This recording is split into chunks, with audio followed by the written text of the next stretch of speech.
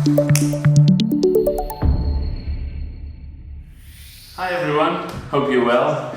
Sorry about the noise, some construction going on next door, and we're in the new house, so even though it looks like a giant bathroom, it's actually our kitchen. First of all, before we go anywhere in this video, I want to introduce the concept of ball ache in the quite literal sense. I think this is one of the most untackled issues in the paragliding harness industry, and it affects me, it affects Gemma, it affects pretty much everyone I talk to, yet no one's talking about it, and harness manufacturers don't really seem to either care about it or they can't find a solution for it. And basically the idea is, once you're flying and you're sitting in your harness, all harnesses are great. You know, it can be a bit more like this or a bit more like that, but you're okay, you're sitting down.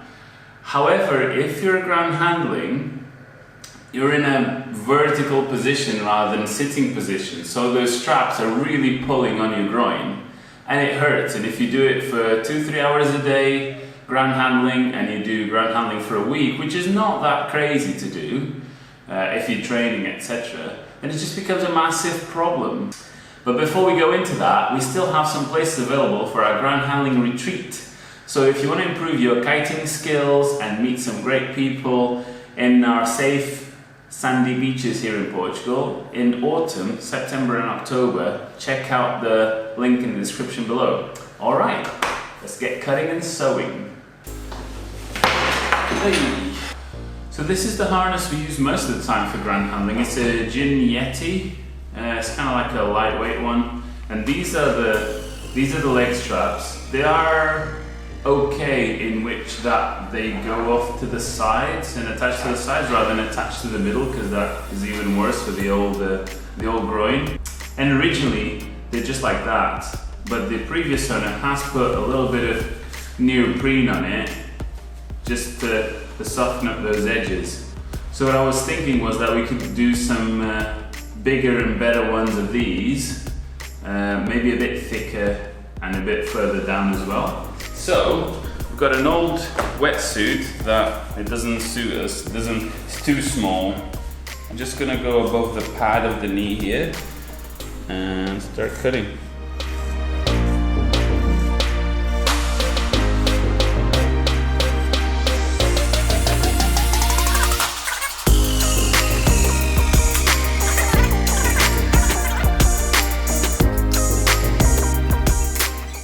My idea was to fold it over like this, just sew along the line, then turn it inside out, and that's it. Just gonna do a little test first to set my stitching.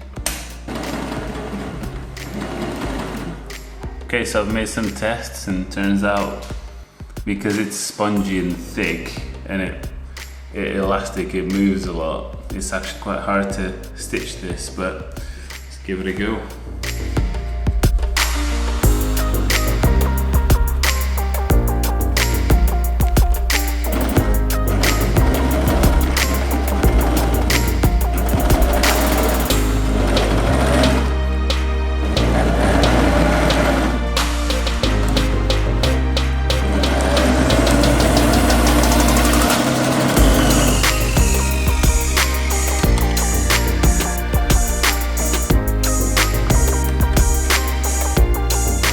Okay, change of plans. I've tried my best, even with doing like an extra side piece to then attach to there, but even that, even 3mm neoprene, it just doesn't want to do it. So we're going to unpick this and go to old-fashioned manual. So.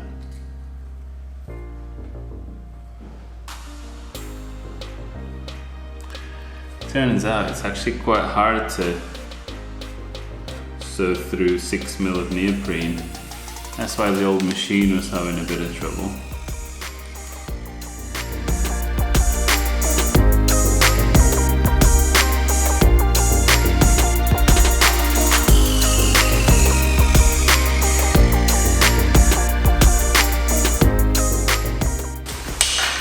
I finished the first one.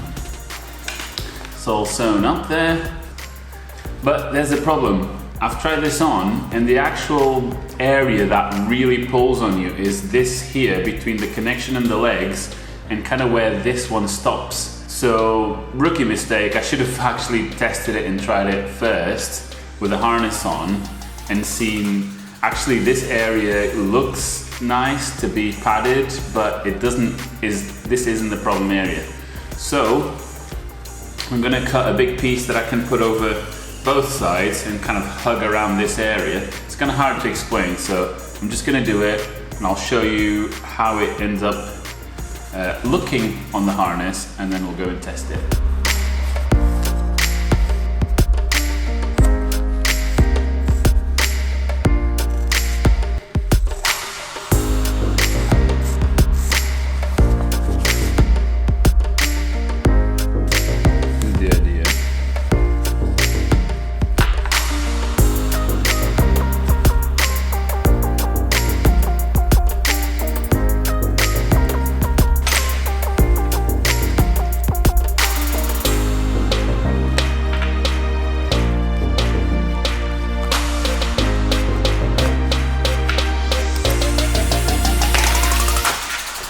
Pretty. You think there might have been a little bit of sand in that? No, there was no sand in that harness. Good.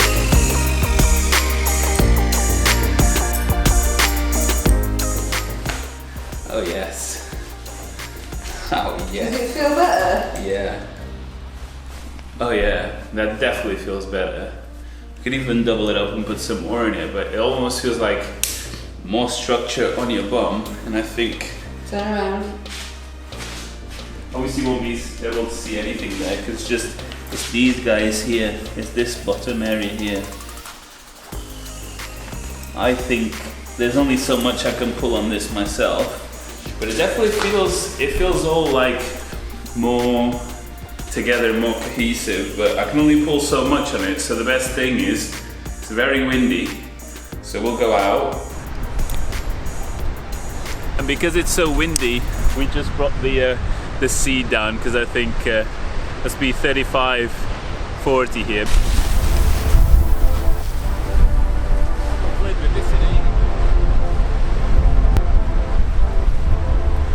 Oh baby, it's so comfortable.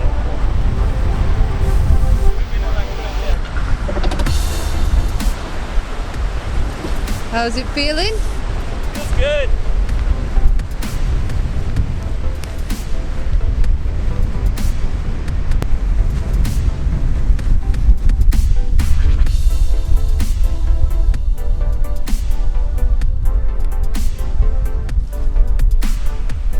So far so good. You can definitely see the affected area. So we definitely got the position right. It feels more padded, it feels more bulky but also more padded. So nice a case of doing this for half an hour and I'll come back to you in a bit.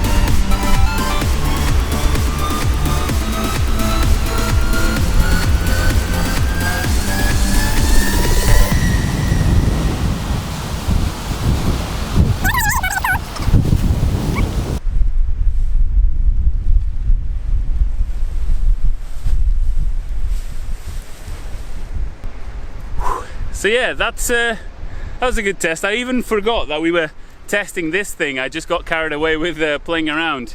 It's definitely more padded, so you don't feel it as sharp on your groin tendons, so that's a plus. But really, usually it hurts more the next day, so we'll see how I feel tomorrow.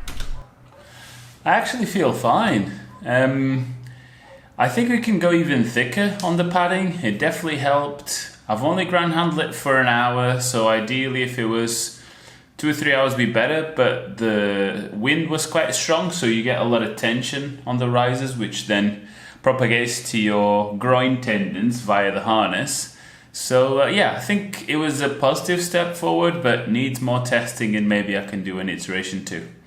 Well, anyway, I hope you enjoy this video. I know it's something that some people might find gross, but I think it's a real problem and not a lot of people talk about it. So I think it's a valid thing to pursue for things to get better for everyone. As always, I want to thank all these lovely people on Patreon for supporting the channel. Don't forget to subscribe if you haven't already, and I'll see you on the next one. Bye.